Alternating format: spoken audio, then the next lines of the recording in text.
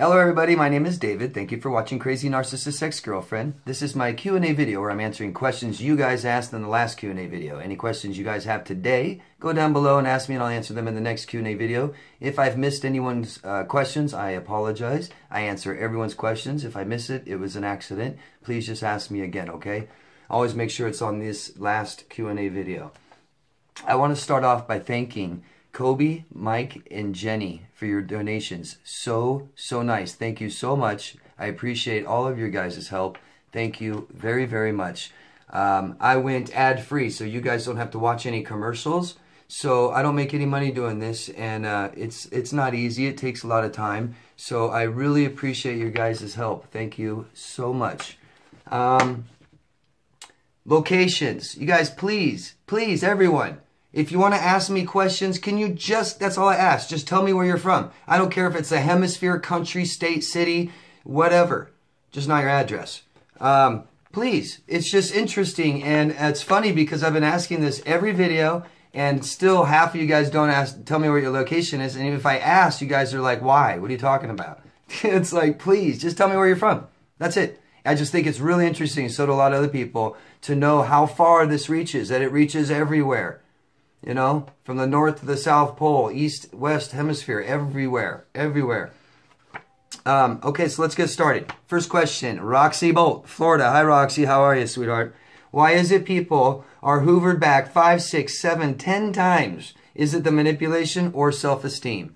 Well, you know, you've got so much going on. You've got the reason that they dated and stayed with someone in the first place. You know, I mean, it's like, I'm sure, Roxy, you have some of a history with this person that hurt you. You know, you've got some time you spent with them, and I'm sure they hurt you more than once. That's not the same. I know that. But, yeah, a lot of it is self-esteem. A lot of it is how we grow up. A lot of it is what we're used to seeing and watching with our parents. If we watch our parents argue and fight, then that's what, you know, we think is okay in relationships. And we tend to do that as well, argue and scream and yell and not really learn how to talk about stuff.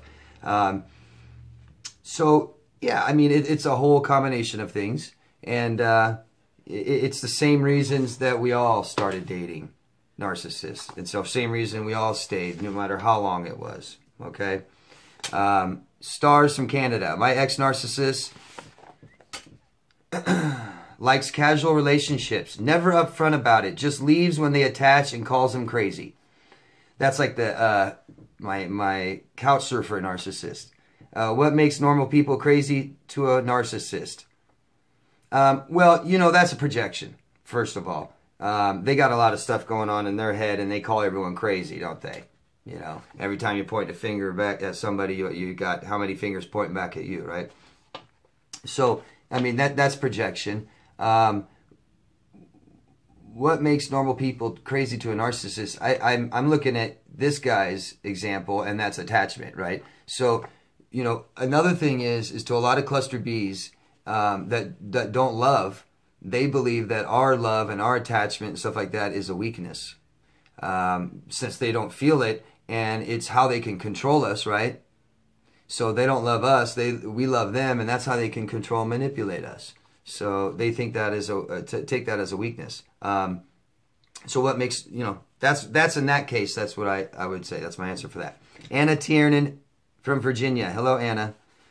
My ex wasn't the bully in school. He was bullied. Could being bullied help cause narcissism? Well, I would imagine at an extremely young age, yes, that could help. It could add to it. You know, like you say, could bully help cause narcissism? It could help along with the parents that are also maybe disordered and abusing him at home. I'm sure that would help. It doesn't cause narcissism, I don't think. Unless it's, you know, to a certain degree of bullying where there's no caretakers involved in that person's life, maybe. I don't know. But, yeah, I can see it helping. If narcissists are shame-based, because that's what I always say they are, right? Would this be the beginning of the shame? That would offer shame, sure, in someone's life. But just going back to, like I said, I don't think that alone causes narcissism. But I'm not going to say that it never has. I don't know. But that's not the typical cause of narcissism. It's usually from our caretakers that offer us emotional support That's usually why people are narcissists. Okay, usually, not all. Mavis from Pennsylvania. What up, Mavis? It's been 8 months since I left the narcissist, just to find out that he falsely accused me on my job and got removed from my case 2 weeks ago. Don't have that job anymore. What should I do? I don't know if I totally understand your question, Mavis, so you might want to ask me again. But don't have that job anymore. What should I do? Go get another job? You know, I'm just not sure what your question is, and I'm sorry. I should have asked you when I first read it the first time. I thought it made sense the first time, and now I'm reading it, and I don't quite understand. And I know what that means. Got removed from my case 2 weeks ago. Is that like a court case or something? I don't know, Mavis. I'm sorry. I really don't want to sit here and try and offer information since I don't understand the question completely. Ask me again, Mavis, okay? Moonchild Susanna from Dublin. My ex-narcissist is now in a homeless shelter. I had to throw him out because he's violent. Why do I feel guilty? Well, it's like that old saying, right? That the parents used to tell us, it hurts me. This is going to hurt me a lot more than it's going to hurt you, right? Because you're the one that loves, right? You love him, and I understand that. And we don't want to do this anyways. You don't. No one wants to be mean and throw people. You know, this is all vindictive. This is what you're doing is not vindictive. What you're doing is not revenge. This is good. This is a good thing you did, Susanna, that you are sticking up for yourself. You're defending yourself. You're doing the right thing. Okay? This is good. This is where he belongs. Homeless shelter. He's lucky he's in a homeless shelter. All right? If he's violent towards you, then maybe he should be in jail. So you're giving him the option of just being in a homeless shelter. Well, at least he has a shelter. Maybe he should just be homeless. You know? Yo booty stinks. I want to know how you can get denied a restraining order. Well, it's easy. I mean, it has to be approved by a judge, and a restraining order is a bad thing to have on your record, especially if it's current and you're trying to, think of all the things that could keep you from your jobs alone. A lot of jobs do criminal background checks. They find you have a restraining order. That means you're violent. Who wants someone like that working for them? It's a bad thing to have on you. So judges don't reward them just for nothing. It's like you really, really, really have to prove that this person is a threat and won't stop. Right? Won't stop until they tell him to. So that's why it's very difficult, you guys. But don't give up. Don't give up. You can keep trying. Keep documenting things. Okay? Keep documenting things. Keep filing harassment charges. Stuff like that. Brandon Lease from Arizona. What's up, Brandon? Have you ever seen the look in your narc's eyes when they were happy that they were stressing you out? Yes.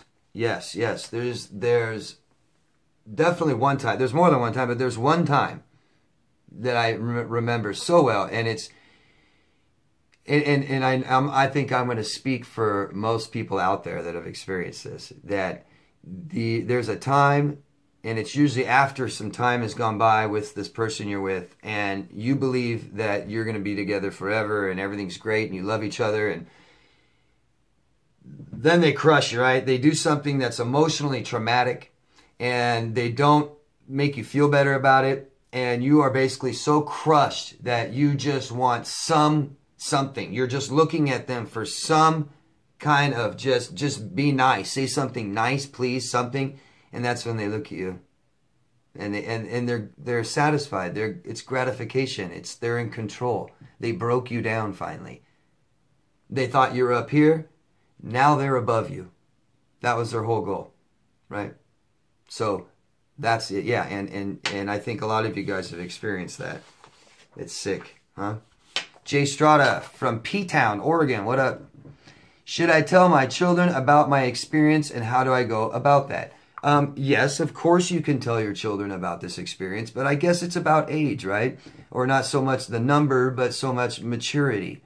And be careful if you're telling them about their father or about their mother. You don't want to do that. Nobody wants someone to talk bad about their mother or father, and children will really defend that, okay? And if you are, any parent out there, if you're trying to get your child to understand that their parent is a bad person, it's not going to happen. Okay? You're not going to convince a little child that their father or mother is a very bad person. And you don't need to do that. Okay? This is something you do later when they really can comprehend it. Okay? And a good time is when they start asking questions. You know, because children are onto this. Children get onto this. And for all you guys that know you have narc parents, it might have took you a while to understand you have a narcissist parent. It might have took you till you're 45. But back when you were a child, you knew something wasn't right. You know, I know a lot of people that say that. I felt that. Something wasn't right. So, you know, it's about maturity. It's about you as a mother. I don't tell mothers how to raise their child or what to do. So this is between you and your children. This is up to you. This is your decision, your choice. So, yes, I believe it's okay. Yeah, I think it's a matter of when, right? And be careful if you're talking about their parent, right? Roxy Bolt from Florida. Again, what's up, Roxy? Why do they ruin birthdays and holidays? Well, if you're going to plan something and put a lot of energy into something, that's wrong, because you need to realize that both of you have to put all energy into them, right? Everything has to be about them. So you're going to plan something that has nothing to do with them. You know, that's different than, you know, something you're going to plan together. Whatever, an anniversary or something, right? Because now it's about them too. So if you're going to plan anything, it's your birthday, they're going to ruin it. Make it about them. They're going to make it about them. Even they'll ruin their own birthday if the attention isn't on them. So say you want to have a surprise party for them, and they don't know, they come over, surprise, blah, blah, blah, they're loving it, blah, blah, blah, and then soon enough, the party kind of veers to the backyard, and they're all talking and wading death conversation, and this person goes out there and they're not paying them attention, they'll ruin their own party.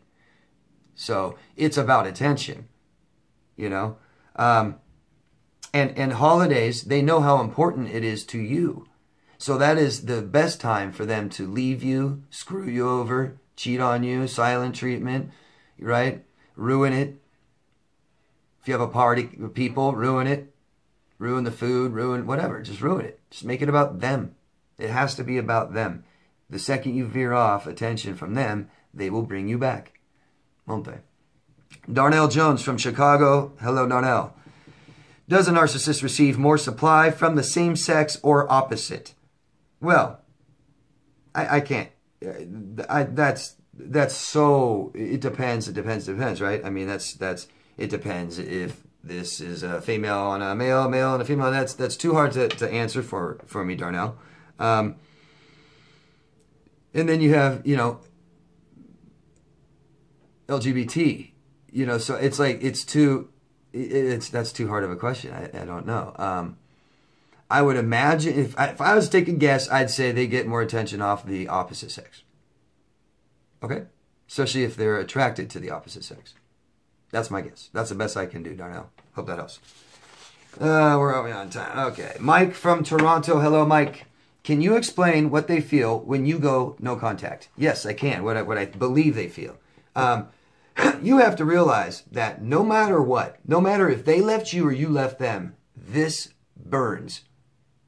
This burns. And it might take 6 months for them to come back and realize you went no contact because they can't find you on Facebook. They can't send you a message, right? They try and call you. Your phone number's changed. They go by your house. You moved. You don't work at the same place anymore, and they fucking trip. Trust me. If they took the time to come by and hoover you, they are freaking out, because what it is it's, you know, they're narcissists. So they believe that they are great. They're awesome. Everybody wants them. They have to feel this way. They have to be constantly validated, constantly reassured. If there is a person who knows them, who spent time with them, who lived with them, who loved them, all these things, and doesn't want them anymore and doesn't need them anymore, because that's what you're telling him. You're telling them you don't want them anymore, you don't need them anymore. And that hurts. That's an injury. So they don't like it, right? They hate it. They fucking hate it. It hurts. It pushes them back into that childhood shame that I always talk about. They're completely shame-based. And when they aren't wanted, when they're rejected, all these things, it makes them feel like a child again, or it puts them back into their childhood again, into shame. They start feeling like they're a bad person. Okay? Nisha from Malaysia. What's up, Nisha? The narcissist I knew smoked weed. How is weed good when I still get abused from someone that uses weed? I hope you're still not getting abused from this person. I hope you're away from this person. But I will tell you that I don't believe it's the weed that's making him abuse you. I could be wrong. Okay? Weed, marijuana, let's start marijuana, cannabis, doesn't make people violent. It actually makes people non-violent. Okay? They could give it to prisoners and have less riots. This person is an abuser, and my guess, and I'm not trying to make up for him or any of this. If marijuana makes him more abusive than it does, I don't know. Okay, it could. Typically, it just doesn't, and most likely, it might make him a little bit more mellow. He might abuse you more without it. I don't know. I could be wrong. Okay, I'm sorry, Nisha, that he ever abused you, and I hope you're out of it. Hope you get away from it. But marijuana is very beneficial for other things. It helps you feel better. It helps PTSD. It helps you eat. It helps people that are dying. Helps them feel better and eat. Helps medication go down. All kinds of things. Helps with pain. Foxy Lady from Vienna. How can one narcissist be attracted to another? Well, attracted, I mean, these people are so shallow, right? They're attracted to anything, okay? How does it work out? How do they date? Stuff like that. Well, they're toxic, so they're not against dating toxic people. They're not against having toxic relationships, are they? The most important thing is the attention, right? So you can't have two narcissists that compete in the same way, and they're kind of a little different. And Sam Vaknin uses a great example of a somatic and a cerebral. So you have one that complements the other, and they're not competing. You don't have two somatics that are trying to have the best body and get the most attention physically. So everyone gives her, the somatic, all the attention. You're hot, you're sexy, and so does he. You're hot, you're sexy. He does it. He love bombs her and whatever, right? And then she lets him get all the attention. Oh, you're so smart. Here's my man. He's so smart, right? And everyone says how smart he is. She's not trying to be the smartest. She wants to be the best looking, the sexiest, right? And he's not trying to be the sexiest, That's how it usually typically works. It's a good example. Hope that helps. I think... Let's answer one more. From Samuel Gergen. What's up, Samuel? Do all borderlines fall under the narcissist spectrum? That is up to debate. Let's go by the DSM, shall we? And let's say that borderline is separate from narcissist, but they do share very similar traits. Okay? What I believe is that, yes, most borderlines are narcissists, but I've met borderlines, I believe, that aren't complete, as bad as narcissists, if that makes sense. But I've known borderlines that are worse than narcissists. Everything's a spectrum, okay? And we're all on a spectrum. So we all have these traits. Some more than others, some less than others. You have to realize that there's people out there that have, very low empathy, very high entitlement, okay? But they still aren't quite a narcissist. They're on a spectrum, right? So a borderline has some more of these traits than these. It's not like they're just not a narcissist. It's not like they don't have any narcissistic traits. Everyone does, remember? Hope that makes sense. Hope that totally helps you understand. And I think I'm going to stop here. And this is the end of part 1. Thank you guys, everybody. Like I said, any questions you have, ask me down below. And if you could, please vote for this video and subscribe if you haven't already. And I will see you in part 2. Thank you, guys. Bye-bye.